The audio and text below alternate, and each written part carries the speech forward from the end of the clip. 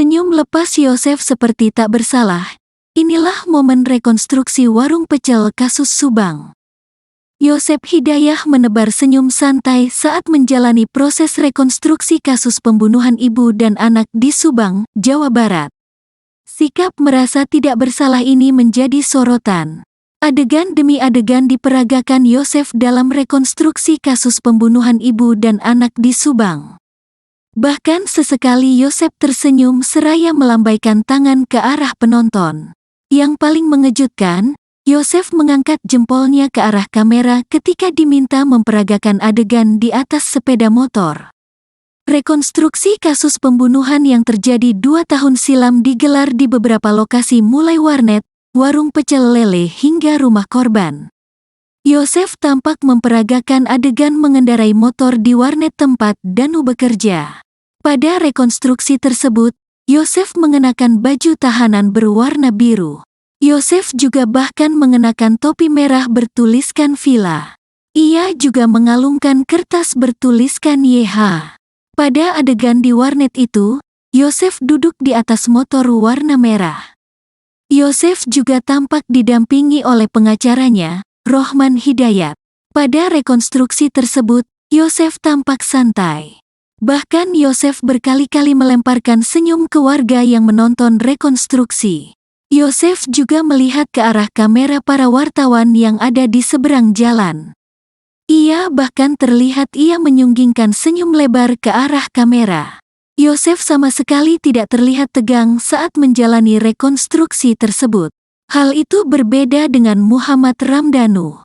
Danu yang berdiri di samping motor Yosef justru terlihat tegang dan terus menunduk. Danu bahkan tampak tidak berani melihat ke arah Yosef. Sementara itu Yosef masih terus santai dan melemparkan senyum ke sekitarnya. Bahkan saat penyidik akan memotret adegan yang ia perankan, Yosef juga tersenyum ke arah kamera. Di sisi lain, kuasa hukum Yosef, Rohman Hidayat menjelaskan alasan kliennya nampak santai saat menjalani rekonstruksi yang digelar pada Rabu, tanggal 22 November tahun 2023.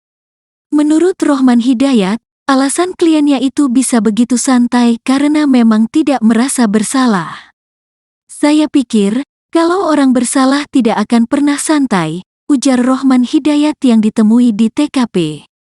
Tapi Pak Yosef berusaha setenang mungkin karena dia memang tidak pernah melakukan seperti yang dilakukan Danu, sambung Rohman Hidayat. Ketika ditanya terkait kondisi kesehatan kliennya, Rohman menjelaskan bahwa Yosef Hidayah dalam keadaan baik. Insya Allah baik, kata Rohman. Kendati demikian, Rohman Hidayat tidak memungkiri bahwa kliennya mendapatkan tekanan secara psikologis. Secara psikologis, bagaimanapun juga ada tekanan massa seperti ini. Tapi kami yakin masyarakat masih objektif, ungkap Rohman, toh ujungnya kan bukan keputusan masyarakat, oleh putusan pengadilan nanti, imbuhnya. Sebelumnya, Rohman Hidayat juga mengatakan, kliennya tetap membantah keterangan Danu meskipun tetap mengikuti proses rekonstruksi kasus pembunuhan di Subang. Prinsipnya mengikuti tapi menolak semua keterangan dan adegan yang diarahkan oleh Danu, ujar Rohman Hidayat. Menurut tim kuasa hukum Yosef Hidayah, kliennya tetap menolak semua keterangan Danu. Pokoknya klien saya menolak semua yang dikatakan oleh Danu, kata dia. Saat ditanya apa yang tidak sesuai dengan keterangan Danu, ia mengatakan bahwa tak ada yang sesuai. Semua tidak sesuai, kata dia lagi. Meski tetap menolak keterangan Danu, namun Yosef tak keberatan memeragakan adegan yang menurutnya tidak ia lakukan itu. Tidak, mengakui, tegasnya. Bahkan saat sampai di pecel lele, Yosef juga masih tetap santai dan duduk dengan tenang.